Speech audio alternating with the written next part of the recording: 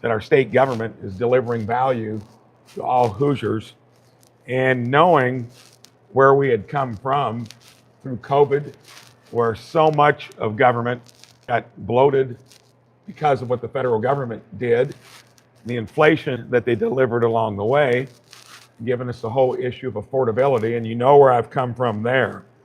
But the one thing you never know is when you campaign on trying to run something more efficiently, does it play out? Well, I think the confidence that I got that that would occur eventually is because I ran a business for 37 years.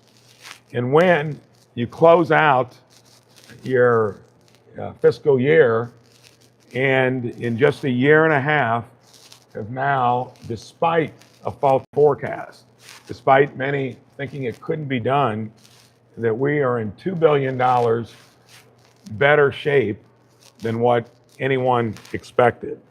That's come roughly from running our state government more efficiently, about half of it.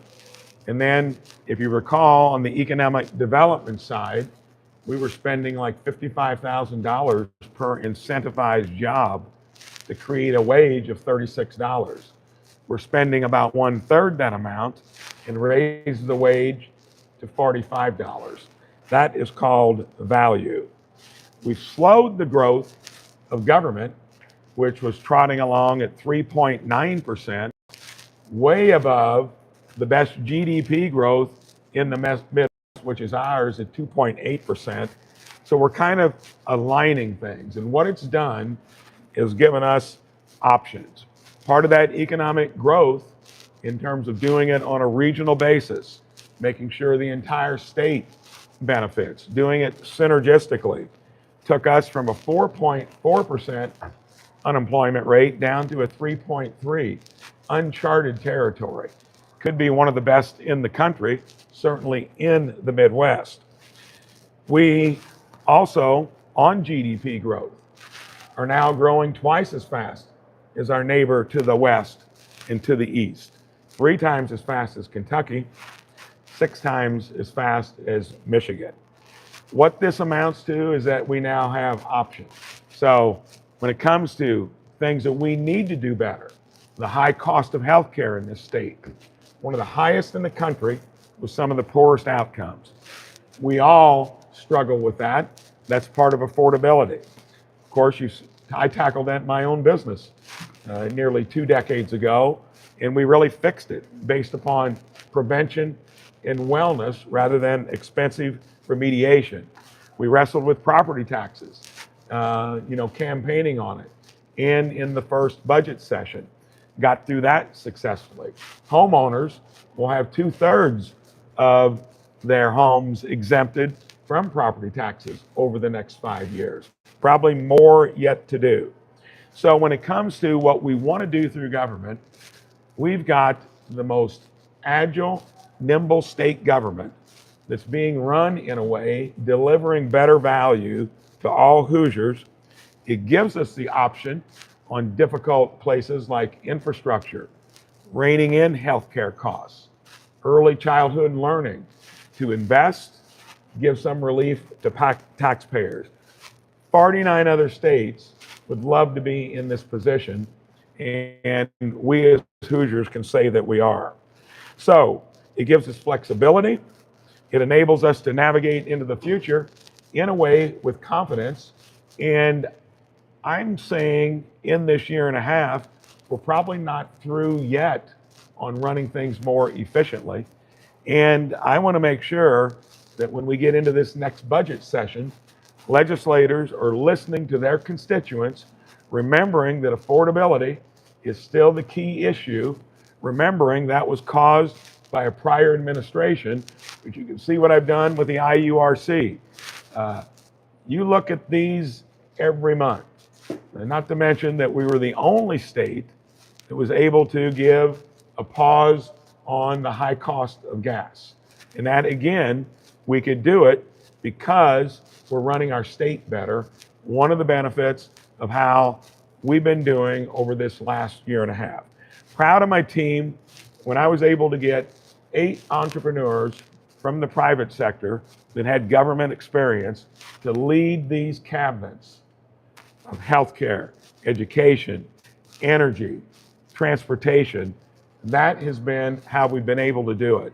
And when you take roughly 70 agencies with over 30,000 employees, that reorganization that we did out of the gate has enabled us to get the results we're looking at today.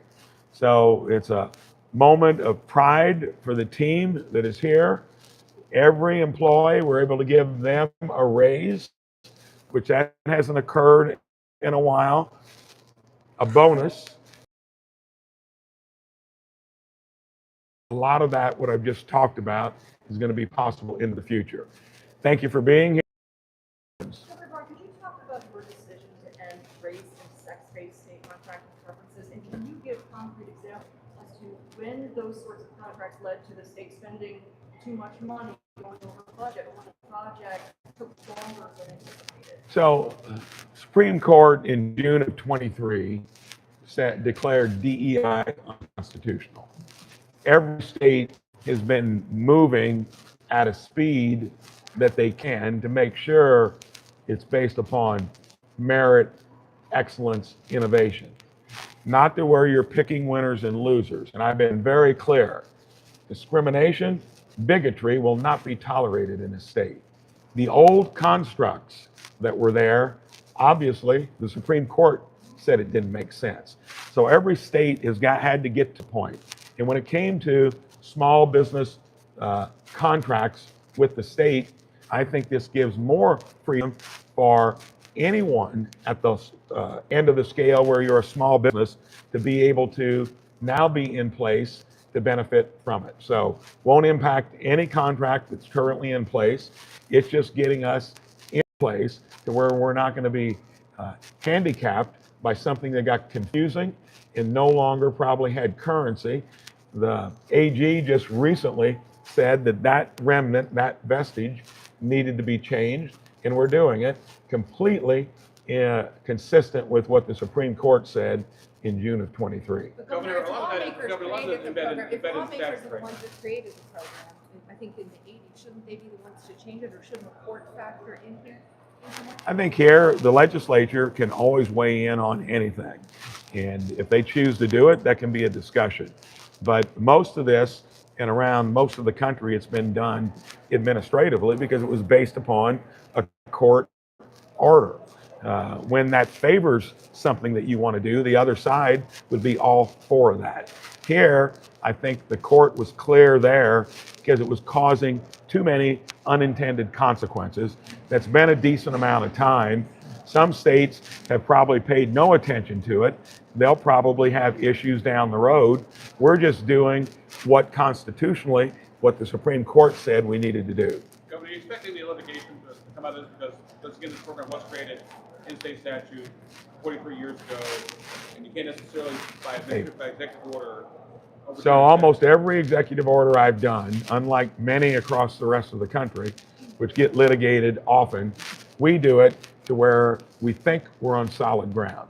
And so far, we've done a lot of them. It's one way to put a little pep in the step on things we need to get done. And I think for Hoosiers generally, we've not run into that. Litigation, sadly, has become so much a part of the setting out there. You try this on the national level, obviously, that takes 60 senators to agree to. It's always litigated. We've tried to be careful to make sure we're doing what makes common sense and what's not necessarily charting extremely new territory. And when it's clear, when you have something like occurred in June of 23, who knows? You deal with it if it happens. Are there any actual examples of any complaints over this program, or is this something that No, it's just trying to be clear where, let's say, if you were on the other side of the issue, you'd probably be wanting to stick with what that ruling was. Here, to me, it was something that was left in place because I'm going to have a special sensitivity to small business. That's where I built my business. And there are a lot of struggles that come from big government and big business. Big government and big business generally align themselves to the disadvantage of anyone wanting to have a start. And I'm going to always be sensitive to that. But I based my point of view on freedom and opportunity, no tolerance of bigotry or prejudice, and making sure you don't have a system that's run by bureaucrats where you're picking winners and losers. That's all it's about. Governor, you said bigotry will not be tolerated. Lieutenant Governor Michael Beckwith, over the past few days, has called for banning a Muslim call to prayer. He also plans to make a video statement in support of a rally in support of mass deportations in Fishers on August 1st. Do you agree with either of those actions? I'd suggest you'd ask him about that. I've been clear, be careful with what you say, even if you think you're saying it well intended, how you say it makes a difference. And I've been very careful about that because I had 6 years of training in a place where that constantly was trying to be done to get you to say something that you might regret. Here, think before you say it, be careful. If you articulate something in a way that's going to be abrasive, doesn't make sense, you're going to have to be doing a lot of explaining for it. Do you agree with what you've been calling for? What's that? Do you agree with what the Lieutenant Governor's been calling for in these issues? I'm not going to make an opinion on that because I agree that if you got a point of view, say it in a way that's not going to cause you probably more trouble than what you're trying to do. I think in that case, I'm a believer in the religious freedom, and the Constitution is quite clear on what makes sense there. And we're a country of free speech. If you're espousing something, though, that does have parts of it, that needs to be litigated in the public discourse. Just be careful how you do it. Do you have any specifics of where you want to see legislators spend this rosy forecast money? That now is a great question. So if consider this a blessing. I came from the world of small business and finance. Had to generally fight your way up to where you're always in a position of financial strength. General tip, become savers, investors, and hard workers. The long term becomes easy if you do it. All places have challenges. I've been very clear too. No other governor, no one in the Senate wanted to tackle it. High cost of health care. One side wants a one-payer system. Our side is flat-footed. Fixed it in my own business on wellness and prevention, not expensive remediation, and got my own employees engaged in their own well-being. I want to make sure the stat that we struggle with most, that costs you the most, that can send you to bankruptcy court is healthcare. But we've talked about all the other ones. IURC, high cost of energy. Anything we're going to do that irritates that has to be discussed. And of course, that brings up other issues that you're aware of. Early childhood learning, which we know is important, that we haven't done as well because we probably haven't had the ability to do it because it will cost a lot when you start, and businesses need to have a strong investment in child care, early childhood learning, because they benefit from it most. So businesses, be willing to put your skin in the game. As long as we put skin in the game, there's a variety of things that we can do better. But when we can say that we are a state that people are moving into, voting with their feet because of largely what they can see, that gives us the advantage of a growing economy. And if we can keep repeating this, which I feel confident that we should be able to, it gives us options that most other states won't have. So what links to the Mid-States Corridor project? That's infrastructure, which infrastructure is probably the thing that we did roughly 10 years ago. I was in the State House when we did the last road funding bill, was a co-author of it. And we knew that was going to peak and then wane 24, 25, and 26. It's always been done through user fees. Everybody wants good roads. They generally don't like to pay for it. Even if it's through a user fee, the only ones using it. When it comes to any project across the state, Highway 30 would be another one where they want a better 4-lane. Well, who is going to be willing to put skin in the game? And are we going to have the actual funds to do it on our portion as a state? And until we have that conversation more broadly with legislators, the only thing you could turn to is maybe part of general revenues, which we've never done before. So regardless of whether it's a project down south, a project up north, it's going to mean skin in the game. If we want to put any investment into new terrain roads, we're going to have to think about how we fund them long term. It's a long discussion.